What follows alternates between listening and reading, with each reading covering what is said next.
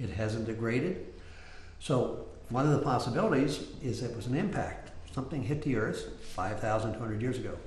You can measure iridium and cesium in the ice, and if you find those, then you know the source.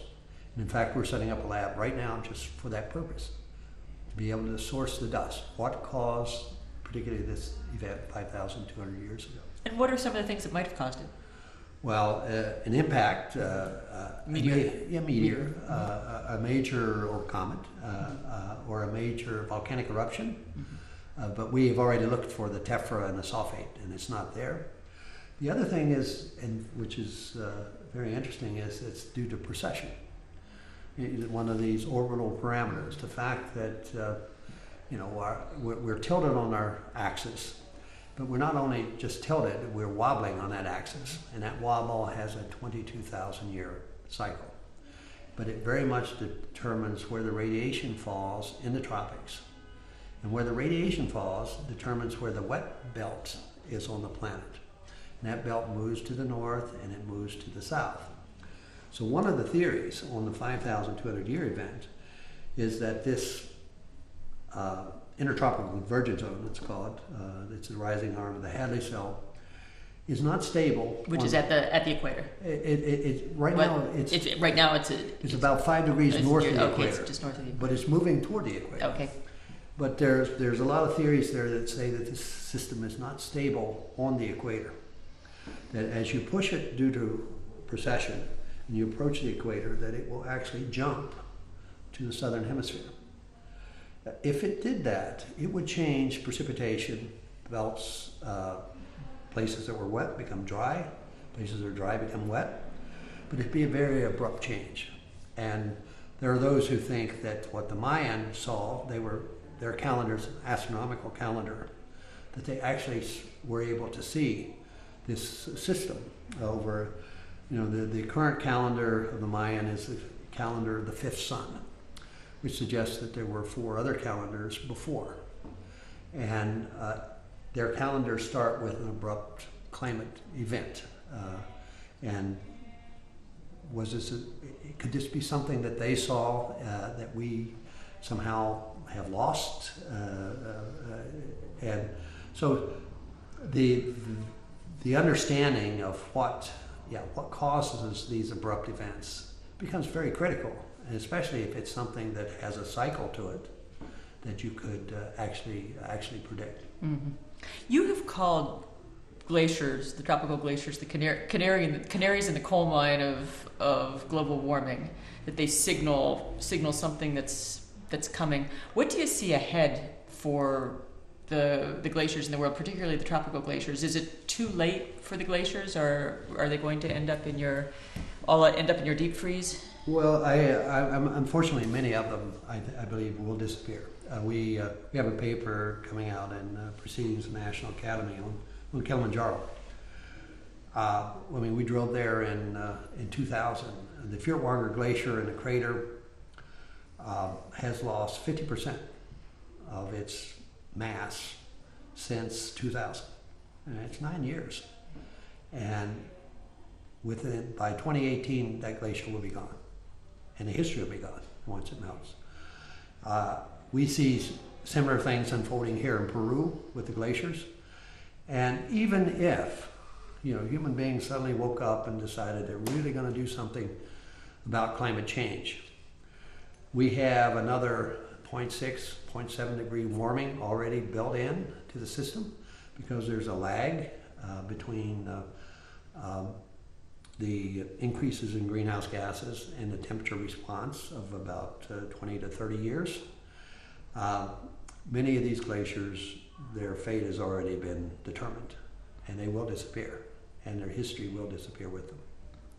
What does that mean for us as human beings? We're heading toward the end of the Kyoto Protocol period, and a whole new set of climate negotiations are starting up. What's the take-home lesson for us from the tropical glaciers? Well, I think the take-home message is very clear in a country like Peru or over in India, that you're going to have to start looking at how do you adapt to the loss of the glaciers? How do you do what the glaciers did for free? I think you say what the glaciers did for free. The glaciers provide water for a variety of services. Did they do other things as well? Well, they provide a ecosystem. Many plants and animals and people who live near these glaciers who they have evolved to live with that their environment, and a very important part. And I think that Peru, to me, is more vulnerable than most places on Earth, because here's a country that has 80% of its population living on the dry side of the Andes, in the desert regions. It's a country where 76% of its electricity comes from hydropower. Most of those rivers source from a glacier up in the Andes somewhere.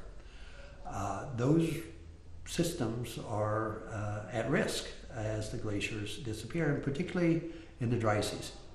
I mean, it's 2 to 3, 4 months period, which really defines the precipitation cycle in the tropics. And the glaciers have worked to maintain water flow and during the dry seasons, maintain water for hydroelectric power productions and irrigations and municipal water supplies. Those are suddenly at risk from the changes that we're seeing taking place with the glaciers. And what is it that we could be doing, should be thinking about for the future then? Well, I think that one of the things is, you have to look at ways to retain water during the wet season and release it during the dry season. And this has to be some system of dams to capture that water. I think you really have to look at where people are moving. I mean, I'm amazed. We have the same issues in the U.S. I mean, the number of people moving into the Southwest, Southern California, where the water is already a problem, and it will become a much greater problem going forward due to climate change. I think in Peru, water in Peru is on the east side of the Andes, and if I was planning, I would be looking for building cities and things on that side of the mountain range rather than extending the growth in the desert areas on the west. Do the glaciers contribute to the hydrological cycle in the Amazon as well? Is there a risk to the water cycle in the Amazon as the glaciers melt? Well, I think the risk certainly is there. The Calcaya ice cap, it drains into Lake Titicaca, it drains into the Amazon through the Salca River, which goes into Vilcanota and into Urubamba. And on the Urubamba is the Machu Picchu hydroelectric power plant that provides power for central Peru. That water source will become less and less, especially in the dry season. And then if you look at some of the plans like here in Lima for making up for the loss of water, include building tunnels through the Andes to capture water that now goes into the Amazon. So if you start pulling that water back to the west, that means there's less water going into the headwaters of the Amazon, which affects the whole Amazon basin.